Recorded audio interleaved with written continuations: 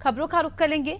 उत्तराखंड विधानसभा में विनियोग विधेयक पास करने के साथ ही बजट सत्र को अनिश्चितकाल के लिए स्थगित कर दिया है। विपक्ष का आरोप है कि सरकार ने संख्या बल के आधार पर संसदीय परंपराओं की अनदेखी की है और विपक्ष की आवाज को दबाकर सदन को अनिश्चितकाल के लिए स्थगित कर दिया है। विपक्ष का कहना है कि उत्तराखंड के इतिहास में पहला मौका है जब राज्यपाल के अभिभाषण पर नेता सदन का धन्यवाद उद्बोधन नहीं हुआ और उसके बाद बिना चर्चा के विनियोग विधेयक को पास कर दिया गया। वहीं विपक्ष के आरोप पर विधानसभा अध्यक्ष ऋतु खंडूरी भूषण ने कहा कि विपक्ष के आरोप सही नहीं है। जो लोग सदन में थे उनको पूरा मौका दिया गया है।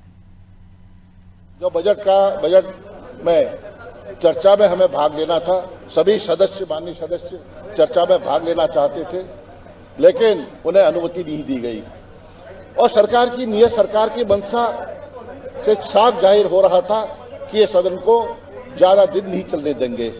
ये हमें उत्तेजित कर रहे थे, इस तरह का वातावरण बना रहे थे जिससे कि सदन में व्यवधान हो और हम वॉकआउट करें और ये बजट पास कर लें। आज हमारे माननीय सदस्यों ने माननीय अध्यक्ष विधानसभा से निवेदन किया, अनुरोध किया कि विपक्ष के माननीय विधायकों को भी अवसर मिलना चाहिए।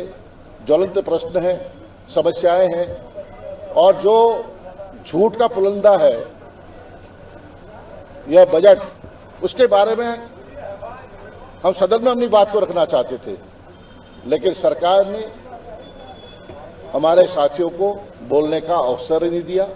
देखिए, जिस प्रकार से विधानसभा का बजट सत्र आज पूरा हो गया, मतलब संपन्न हो गया और जो मुख्य बिंदु माननीय राज्यपाल का अभिभाषण वो सदन से पारित हुआ, धन्यवाद प्रस्ताव, और जो हमारा बजट था, बजट सत्र जिसको हम कहते हैं, उसमें जो बजट मेरे द्वारा प्रस्तुत किया गया था, जिसपे चर्चा का विषय जो माननीय नेता प्रतिपक्ष जी के द्वारा कल लगभग 1.25 घंटा उन्होंने उस पर बोला। फिर चर्चा प्रारंभ होनी थी, चर्चा प्रारंभ हुई और उसी बीच में चर्चा के दौरान ही वो लोग वैल में आ गए। उन्होंने पूरी तरह से मन बनाया था कि हमें सरकार की कोई बात सुननी नहीं है। अब आप यदि आज के दिन की कार्रवाई उठा लें तो मैं एक बात बड़े दावे के साथ कह रहा हूं, एक जो उन्होंने आरक्षण का विषय नियम 58 के तहत उठाया और मैंने जब तफसील से जानकारी देनी चाहिए, उससे पहले वो खड़े हो जा रहे हैं, उससे पहले वो एक के साथ साथ 4-4, 5-5, 6 लोग खड़े हो रहे हैं।